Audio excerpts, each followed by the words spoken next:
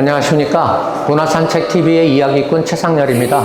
갤러리 라메르의 2층에서 열리고 있는 이민 작가님의 97번째 개인전입니다. 이번 전시회에서는 이민 작가님의 독특한 제작 기법과 또 그림들이 갖고 있는 그 독특한 냄새들을 맡아보실 수 있을 것입니다. 그럼 이민 작가님을 모시고 이번 전시회에 대해 여러 가지 이야기를 나눠보도록 하겠습니다. 이번 전시는 제가 제주도를 연작으로 쭉 해왔는데요.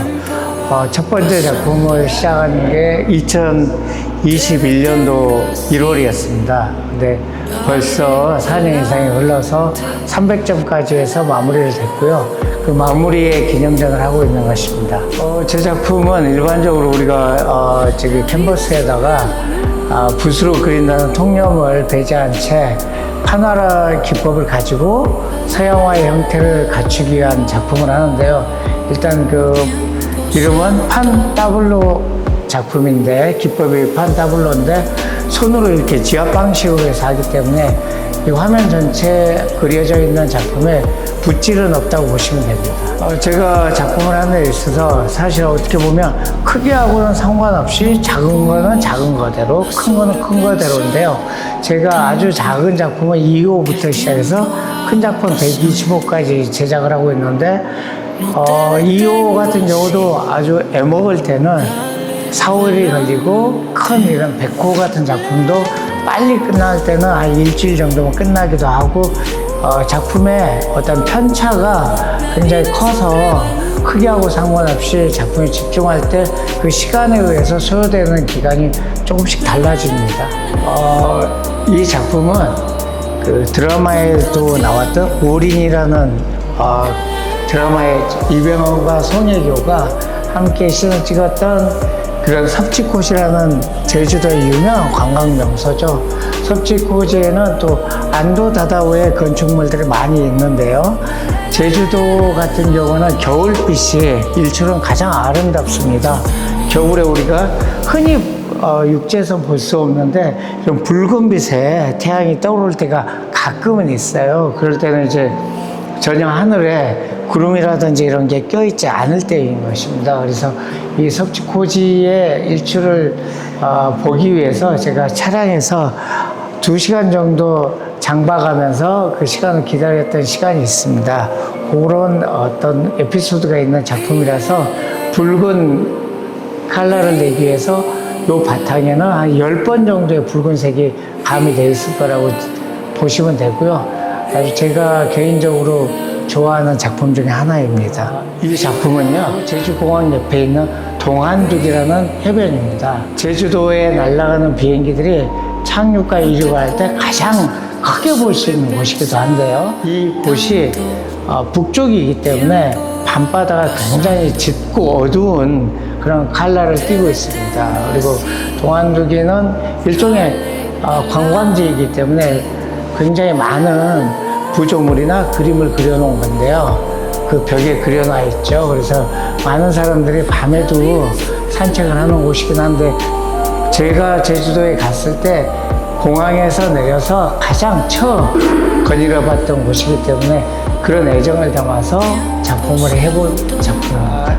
제가 제 작품에 있어서 이제 판화하고 서양화를 섞어놓은 판타블로라고 또 말씀드렸는데, 이 작품은 겹겹이 위에서 손에 힘을 빼고 이렇게 압력 방식으로 수십 번을 눌러가지고 이 안에서 컬러가 자연스럽게 섞이면서 밖으로 나오게 하는 방식이거든요. 그래서 사실은 그런 거는 이제 서양화에서 볼 때는 마티에르를 중첩해서 하는 기법인데, 그 기법을 충실히 표현해낸 부분이고, 그래서 하늘에 우리가 봤을 때 굉장히 밤하늘은 어두울 거라고 생각하지만 천천히 직관하게 되면 밤하늘도 굉장히 그 안에 컬러가 많기 때문에 여러 색깔을 중첩시켜서 만들어낸 기법이라고 하죠. 제주도에는 이제 일출하고 일몰 그리고 밤바다가 유명할 텐데요. 여기는 신창해변입니다. 우리 많은 분들이, 젊은 분들이 가셔가지고 신창해변에서 기념 촬영을 하는데요.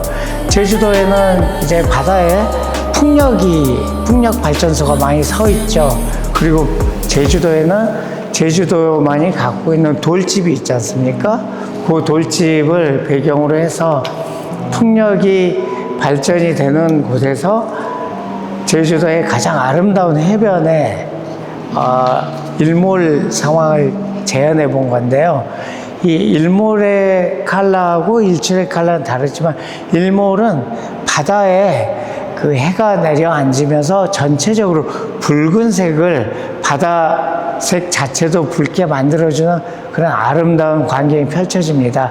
그걸 보고 모티브로 해서 한 작품입니다.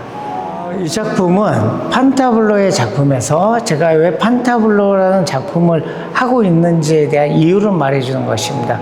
서양화는 사실은 일반적으로 선을 표현하기가 쉽지 않아요. 왜냐하면 붓으로 표현하기 때문에 굉장히 두껍고 거친 선이 나오는데 판타블로는 판화의 일종의 기법을 차용하기 때문에 선이 굉장히 자연스럽게 날카로운 선을 낼 수가 있고요. 그래서 특히 이 작품에서 제가 힘썼던 부분은 비가 내리는 부분을 제가 표현을 한 건데요. 표선에 있는 항구인데 비 내리는 표현에서 작품을 하고 있는데 이 비 내리는 표현이 가장 잘 표현될 수 있는 것은 비가 내릴 때 가로등이 가장 잘 보이는 것입니다. 가로등의 배경을 비가 만들어주기 때문인데요. 그런 부분에서 이 작품을 제가 굉장히 좋아하는 작품 중에 하나입니다. 제주도는 저희가 생각했을 때 섬이라고 생각하려면 굉장히 작을 거라고 생각하지만 제주는 세계적으로 봤을 때도 그렇게 작은 섬이 아닙니다. 그리고 인구도 60만 가까이 많은 인구가 살고 있는 제주도인데요. 제주도 전역을 돌면 우리가 하나하나 이렇게 제주도의 풍경을 볼 수 있듯이 서귀포, 대정, 제주시, 김영, 성산 여러 곳이 다 함께 그려져 있는 작품인데요.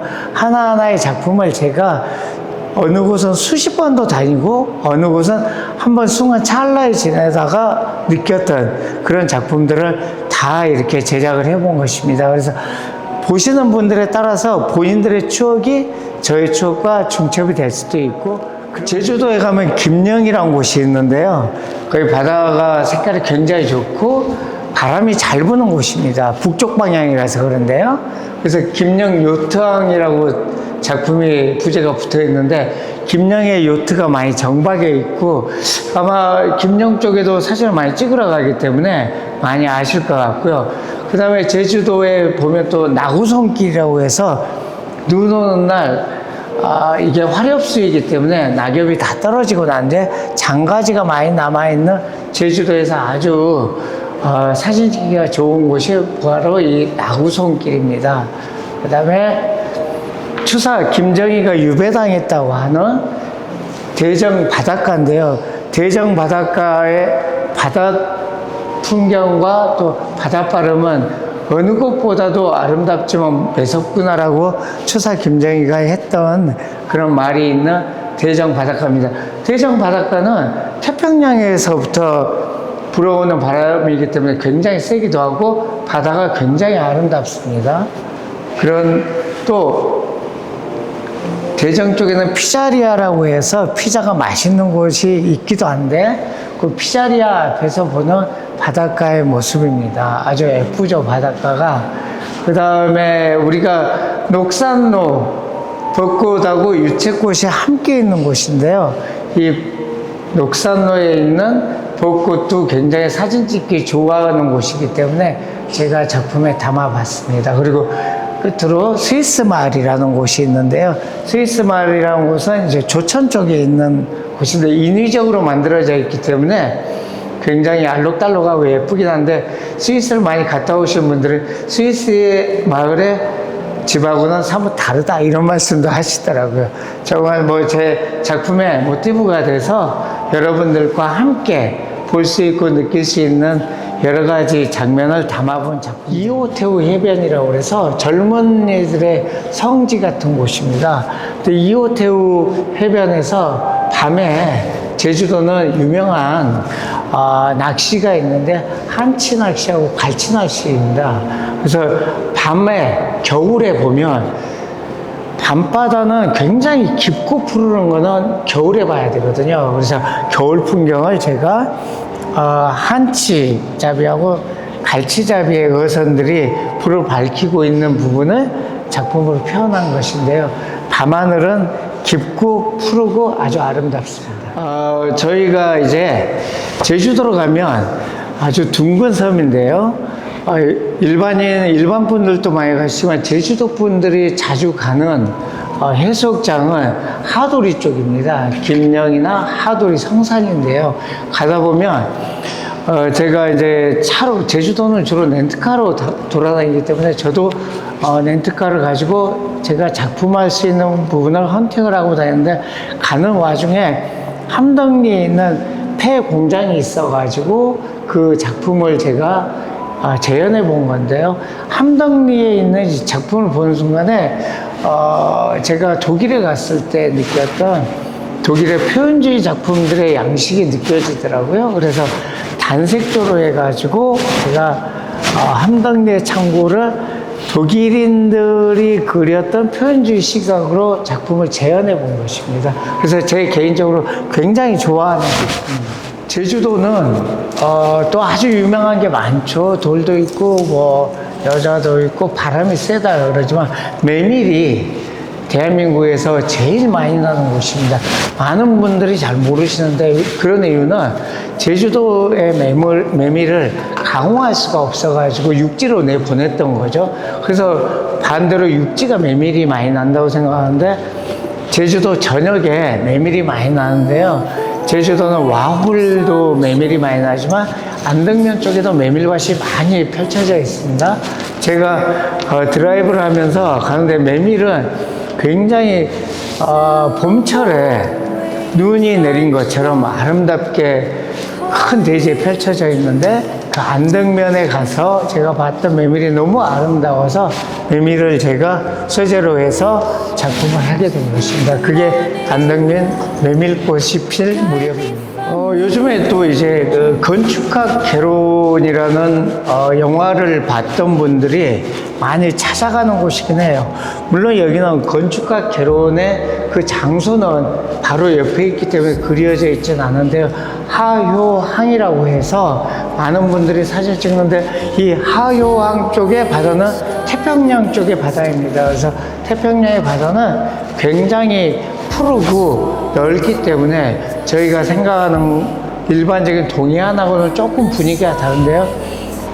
제가 하효항에 갔을 때 그 항구 바로 옆에 있는 등대와 또 거기에 있는 펼쳐져 있는 천막이 우리의 관광객들이나 여행자에게 쉼터를 내주는 듯 해가지고 그게 인상적이라서 한번 길게 파노라마, 다음 전시는 아마 제 생각에는 목포일 것 같은데요.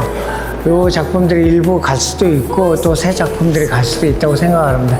단지 제주 작품은 여기서 멈췄기 때문에 아마 새 작품은 전라도 쪽을 그리거나 하는 작품들이 들어가 있을 수가 있고, 그 전시가 아마 98회째 전시가 될 것 같습니다. 제가 지금 책을 계속 발행하고 있는 곳은 스타북스라는 출판사인데, 그 출판사를 통해서 아마 제 생각에는 지금 하고 있는 작품이 1번부터 100번까지 책이 하나 나왔고, 그 다음에 101번부터 200번까지의 책이 나왔는데, 이 작품들도 다 함께 들어간 200번부터 300번까지의 책도 나올 거라고 생각을 합니다. 아마 그 책은 11월에 나오지 않을까요?